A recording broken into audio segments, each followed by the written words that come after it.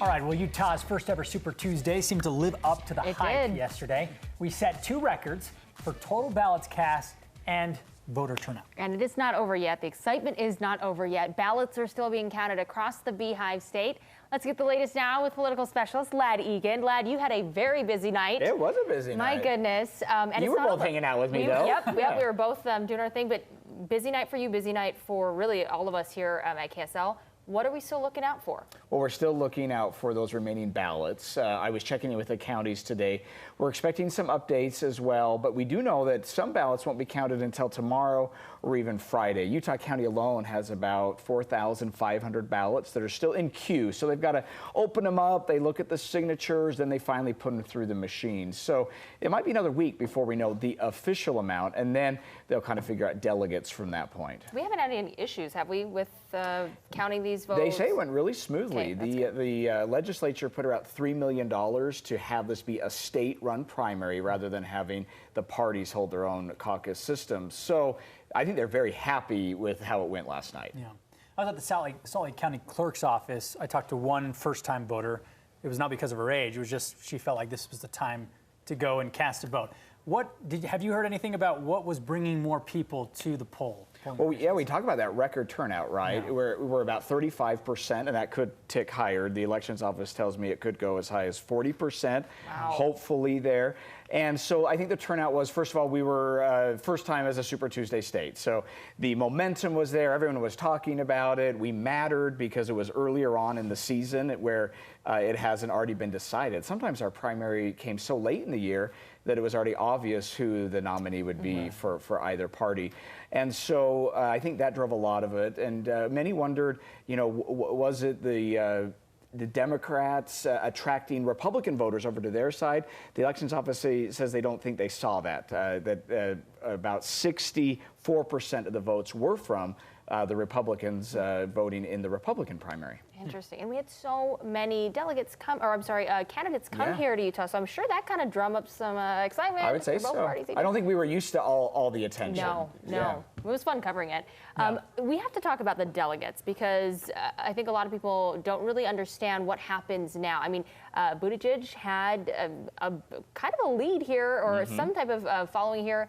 What happens with his votes now that he's dropped out of the race and people voted for him either mail-in or somehow? And people were somewhat upset about it. You know, they voted for somebody, they've dropped out, and now it's Super Tuesday, and they want their vote to matter. And the law is you can't have a do-over, even if you mailed it in a week ago. There's no way to retrieve that. Because actually, I don't know if you know this, but in the ballot processing area, once they remove the envelope, your ballot truly is an anonymous ballot. So there'd be no way to go back in and retrieve it.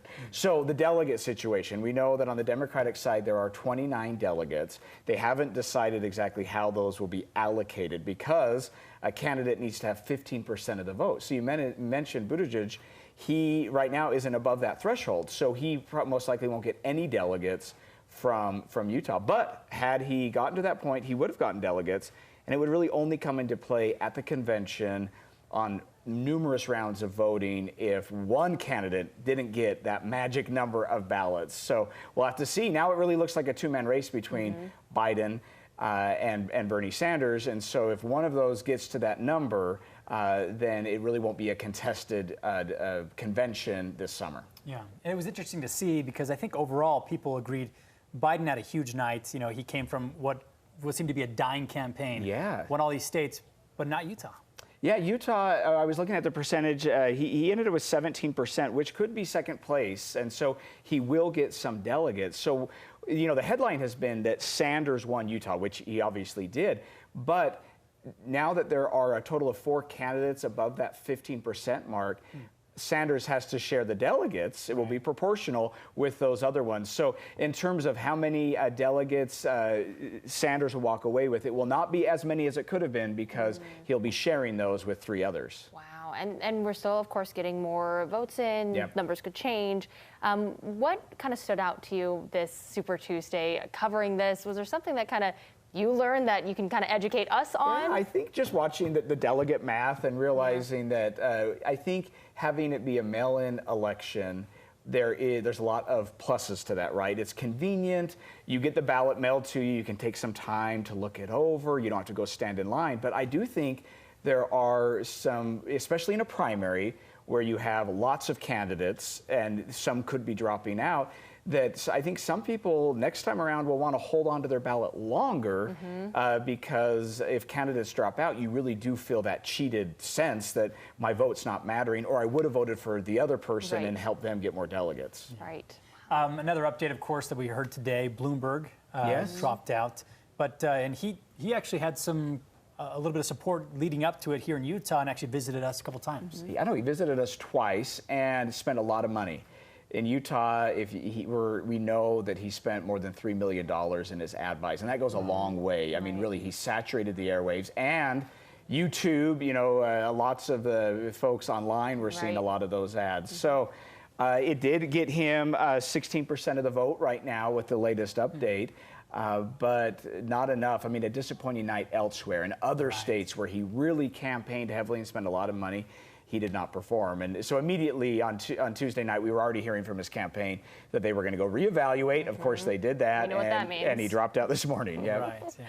That's crazy. Well, Lad, we appreciate you joining us and informing us and helping us understand the process here. It was an exciting night, for sure. It was, yeah. And I think Utah felt important about that. And we have to realize it's going to be a long year. We have our gubernatorial race and then, of course, the general election coming up in November. Okay, we'll meet you back then. All right. All right, Lad, thank you. Appreciate it.